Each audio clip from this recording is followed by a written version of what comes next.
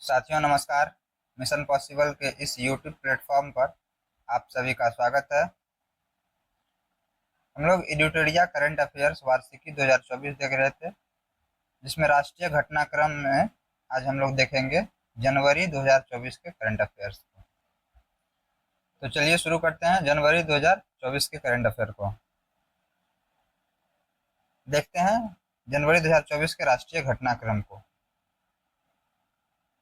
26 जनवरी 2024 को मनाए गए 75वें गणतंत्र दिवस की प्रमुख बातें। थीम है विकसित भारत और भारत लोकतंत्र की मातृका। मुख्य अतिथि थे फ्रांस के राष्ट्रपति इमैनुअल मैक्रोन। सर्वश्रेष्ठ झांकी भारत लोकतंत्र की जननी विषय पर आधारित संस्कृति मंत्रालय का झांकी था। राज्यों में सर्वश्रेष्ठ झांकी का पुरस्कार मिला है ओडिशा को। राजस्थान तथा मध्य प्रदेश ने पार्वती काली सिंध चंबल नदी लिंक परियोजना को लागू करने के लिए जल शक्ति मंत्रालय के साथ समझौता किया है। केंद्र सरकार ने नया हिट एंड रन कानून लागू करने का फैसला किया है, जिसके तहत यदि चालक गंभीर सड़क दुर्घटना कर भाग जाते हैं तो उन्हें 10 साल की कैद और 7 लाख रुपये का जुर्माने का प्रावधान है। नोट, ट्रांसपोर्ट संघ के हड़ताल के बाद सरकार ने तत्काल इस पर रोक लगा दी है।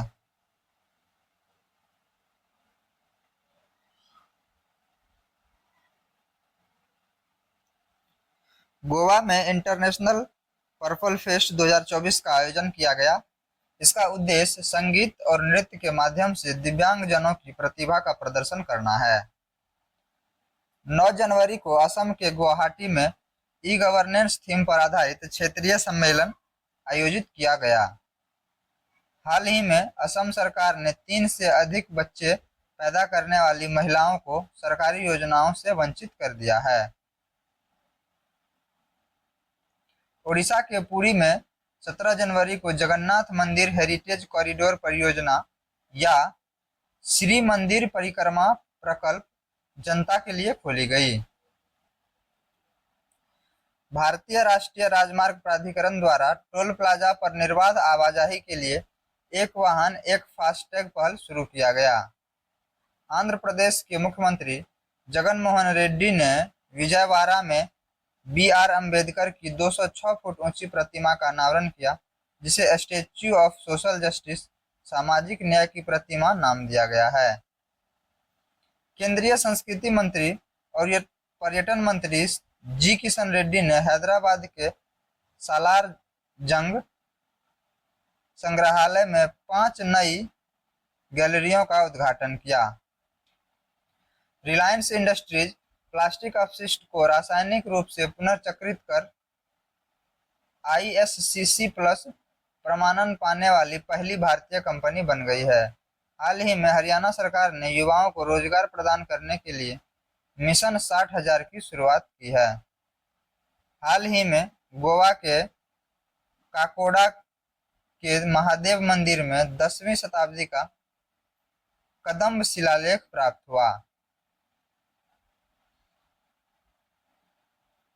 माइक्रोसॉफ्ट इंडिया ने एआई प्रौद्योगिकी में 1 लाख भारतीयों को प्रशिक्षित करने के लिए एआई ओडिसी पहल की शुरुआत की।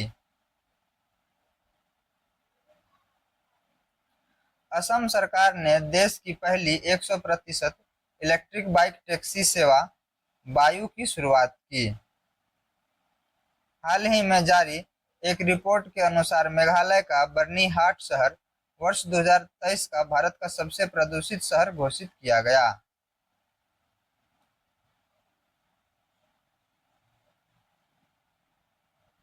हाल ही में एनजीओ प्रथम द्वारा 18वीं शिक्षा की वार्षिक स्थिति रिपोर्ट 2023 बियॉन्ड बेसिक्स जारी किया गया। यह छात्रों की गणित क्षमता, व्यवहारिक ज्ञान तथा डिजिटल कौशल पर केंद्रित है। हाल ही में हिमाचल प्रदेश के हट्टी समुदाय को अनुसूचित जनजाति का दर्जा दिया गया। उत्तर प्रदेश के अयोध्या में सोलर एनर्जी से चलने वाली स्ट्रीट लाइट की सबसे लंबी लाइन 7.7 किलोमीटर का विश्व रिकॉर्ड बना।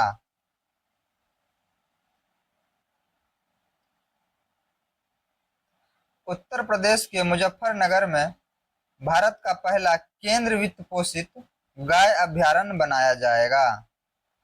पंचायत से संसद तक कार्यक्रम लोकसभा अध्यक्ष ओम बिरला ने शुरू किया।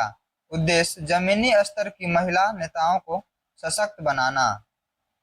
असम के डिब्रूगढ़ में पूर्वोत्तर भारत के पहले प्राकृतिक चिकित्सा अस्पताल की नींव रखी गई।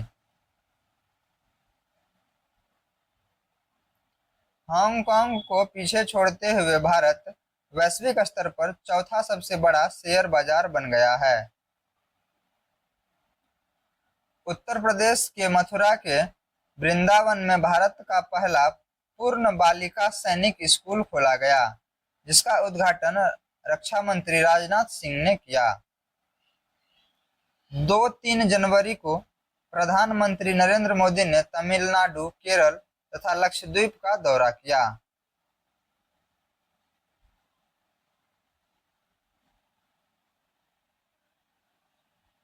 प्रधानमंत्री नरेंद्र मोदी ने अयोध्या में महर्षि वाल्मीकि एयरपोर्ट अयोध्या धाम का उद्घाटन किया, जिसे अंतर्राष्ट्रीय हवाई अड्डे का दर्जा मिला।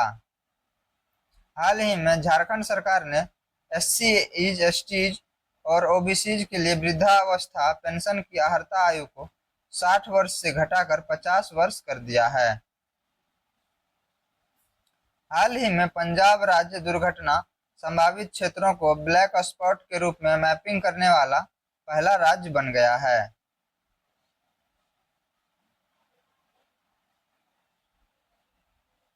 जम्मू कश्मीर PM विश्वकर्मा योजना को लागू करने वाला पहला केंद्र शासित प्रदेश बन गया है, जिसका उद्देश्य कारीगरों एवं शिल्पकारों को सशक्त बनाना है।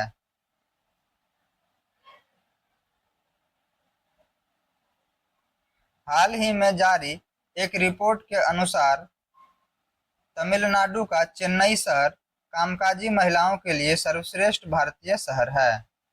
उत्तर प्रदेश के मुख्यमंत्री योगी आदित्यनाथ ने यमुना नदी के किनारे प्रयागराज में यूपी के पहले फ्लोटिंग रेस्टोरेंट का उद्घाटन किया। भारत की इलेक्ट्रिक वाहन कंपनी ओला इलेक्ट्रिक सरकार की प्रोडक्शन लिंक इंसेंटिव PLI मंजूरी प्राप्त करने वाली पहली भारतीय EV कंपनी बन गई है। गुणोत्सव 2024। असम सरकार ने सरकारी स्कूलों में 40 लाख छात्रों के प्रदर्शन का मूल्यांकन करने के लिए इस मिशन की शुरुआत की।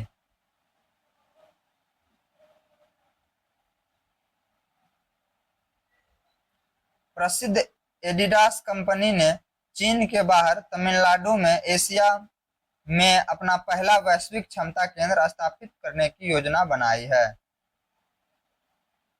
भारतीय व्यापार संवर्धन परिषद तथा वाणिज्य विभाग ने India exposition mart greater Noida में इंडस फूड 2024 प्रदर्शनी का आयोजन किया, जिसका उद्घाटन वाणिज्य एवं उद्योग मंत्री पीयूष गोयल ने किया।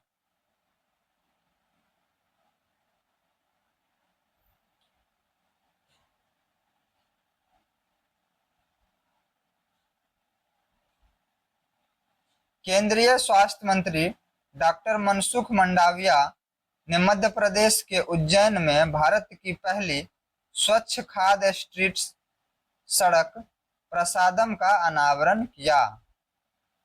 अंतर्देशीय जलमार्ग विकास परिषद की पहली बैठक कोलकाता में आयोजित की गई। इसका उद्देश्य देश के अंतर्देशीय जलमार्ग क्षमता का विकास करना है। 18 जनवरी को 47वें अंतर्राष्ट्रीय कोलकाता पुस्तक मेले की शुरुआत की गई, जिसका थीम देश यूके है।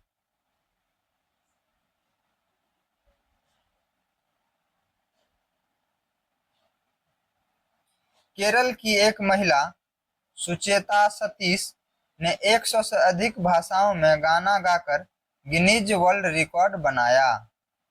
केंद्रीय आयुष मंत्री सर्बानंद सोनोवाल ने भुवनेश्वर में आयुष दीक्षा केंद्र की शुरुआत की। इस केंद्र में आयुर्वेद अनुसंधान को बढ़ावा दिया जाएगा।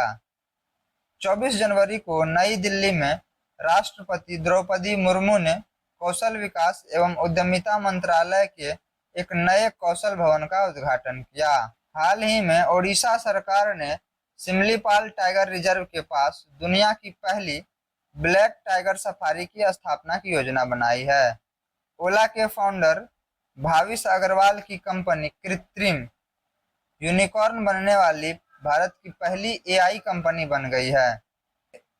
जेडीयू के प्रमुख नीतीश कुमार ने महागठबंधन से अलग होकर भाजपा के समर्थन से 9वीं बार बिहार के मुख्यमंत्री के रूप में शपथ ली। हाल ही में भारत ने यूनेस्को की विश्व विरासत सूची 2024-25 के लिए मराठा सैन्य परिदृश्य को नामांकित किया है। गुजरात में 108 स्थानों से 4000 से अधिक प्रतिभागियों ने सबसे बड़े सूर्य नमस्कार कार्यक्रम का आयोजन किया, जिसने Guinness book of world record बनाया।